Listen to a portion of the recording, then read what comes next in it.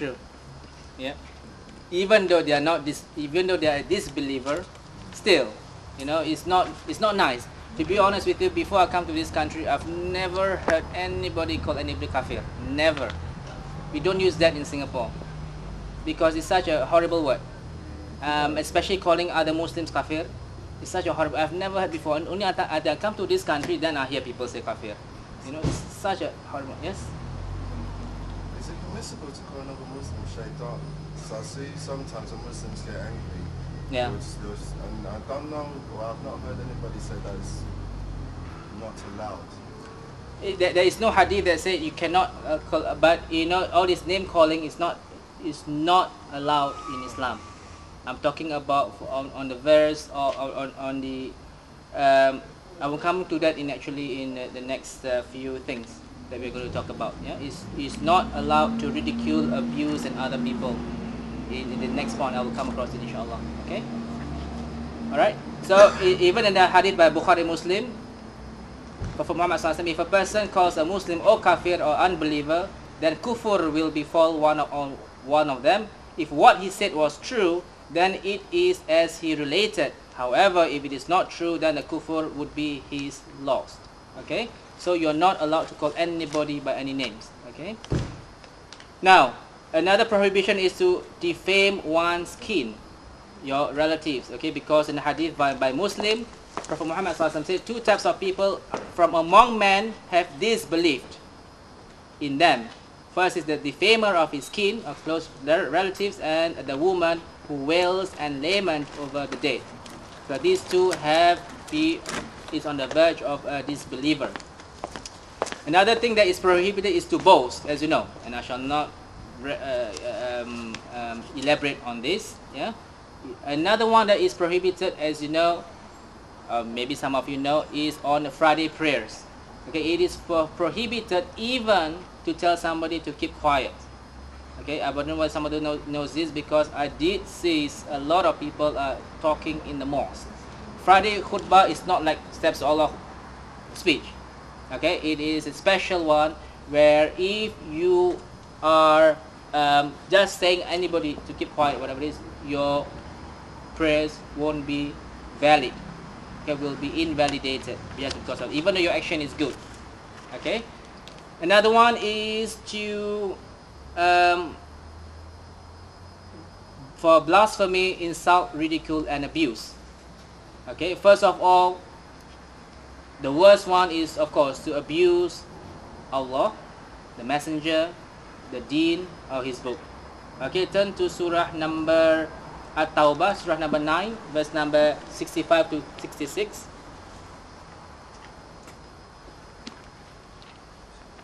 وَلَئِنْ سَأَلْتَهُمْ لَيَقُولُنَّ إِنَّمَا كُنَّا نَخُوضُ وَنَلْعَبْ قُلْ أَبِاللَّهِ وَآيَاتِهِ وَرَسُولِهِ كُنْتُمْ تَسْتَهْزِئُونَ لَا تَعْتَذِرُوا قَدْ كَفَرْتُمْ بَعْدَ إِيمَانِكُمْ. If you ask them about this, they declare, we were only talking idly and joking.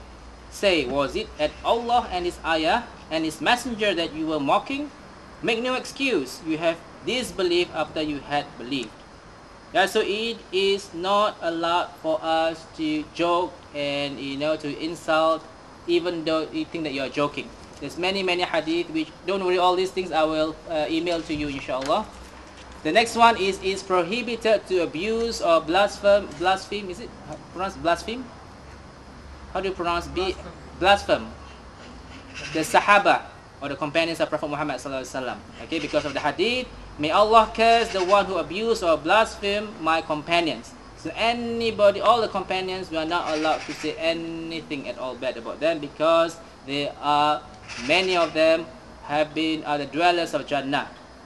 Okay, in another hadith, do not insult my companions, by the one in whose hands is my soul, if one of you spend the like of the mountain of Uhud in gold in Allah's way, you would not equal their support, and not even half of their support. So all the Sahaba, we have to respect them, and not even a single one we can say bad things about them.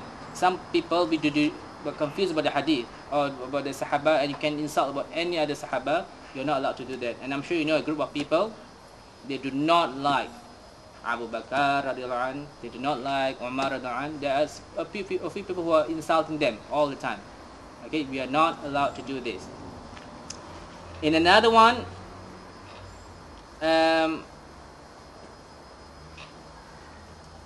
as answering to your question, yeah, it is prohibited for a Muslim to abuse or blaspheme another Muslim, because Rasulullah SAW said, abusing or blaspheming of the Muslim is evil and immoral. Yeah, whilst fighting him is kufr or disbelief by Bukhari and Muslim. So it's authentic. So you're not allowed to call anybody shaitan or whatever it is, yeah, because it is hurtful. Okay. In another hadith, Prophet Muhammad said, he further states, the Muslim is he from whom other Muslims are saved from his hand and his tongues. Another one is not allowed to abuse or blaspheme the dead. In the hadith, Prophet Muhammad said, do not abuse or blaspheme the dead, by Bukhari. Yeah. Okay, and this is quite interesting.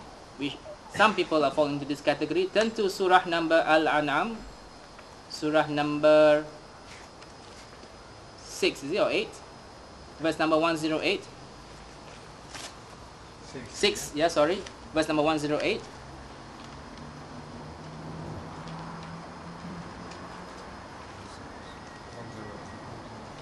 وَلَا تَسُبُّوا الَّذِينَ يَدْعُونَ مِن دُونِ اللَّهِ فَيَسُبُّوا اللَّهَ عَدْوًا بِغَيْرِ عِلْمٍ. Yeah? And insult not those whom the disbelievers worship besides Allah, lest they insult Allah wrongly without knowledge. So we are not allowed to insult anybody. They say they are worshiping all these idols. We are not supposed to insult them, the idols or the worshippers. Okay, they have the right to worship whoever they want anyway. Yeah, because if you insult them, then they will insult Allah, and we will get the punishment. Okay, it's very important for us to note this, because there are some people whose mouth is like motor mouth, like to insult whatever things that people believe. It's important for us not to do this. Yes. What about the destruction of idols? Sorry. Destroying idols. Who by who? As in, you're saying it's not permissible to insult. Yes. Idols. But doesn't destroying idols mean you're insulting them as well? Yeah. Who destroyed the idols? Prophet Muhammad, Ali radiallahu anhu, that was in a different category. Yeah. Remember, after that, when Islam was established, it was not permitted at all to touch even the priest, and those people. You are not allowed to destroy the place of worship. Yeah. So that was the establishment of Islam is a different story. It's in another category. Everything done by Prophet Muhammad is from Allah. Yeah. So we are not supposed to question them. But other than that, there was a hadith, and you know from the history from the SURAH that Prophet Muhammad do not allow the people, well, let's say when they were invading other countries, not to attack any of the churches or the priest and everything. Everybody is allowed to worship as what they were. That's why in a pluralistic society of Prophet Muhammad in Medina, everything was perfect. Yeah. So we have to keep by these rules, inshallah. The next one is prohibition to abuse the wind. Okay, it is not allowed to abuse the wind. For those of you who do not understand this, because now for us the wind is nice, isn't it? The wind is very nice. But if you have been to Mecca, Medina, or in all these Middle Eastern countries, in summer the wind is like a hairdryer, literally. Yeah, you will know this if you have done this, if you have been to these places. So many people are cursing the wind, because more often than that you do not want the wind. Because now, alhamdulillah, the wind is very nice. But when it's hot and stuffy and you are at a temperature of 50 degrees Celsius, then a lot of people are resorting to cursing the wind, which we are not allowed to do that. Another one is we're not allowed to blaspheme the rooster, because as you know, if you are living in a village, a lot of roosters around waking up in the morning. Yeah, as you know, the hadith, when the rooster is crowing, that means the angels are around. Yeah, the hadith says do not abuse the rooster because it awakens the prayer. Okay. Another one is to not prohibition to blaspheme the time. Okay, we're not allowed to do this. Or fever. Okay, another one is not to ask too many questions. Okay, look at Surah Al-Ma'idah, Surah number 5, verse number 101.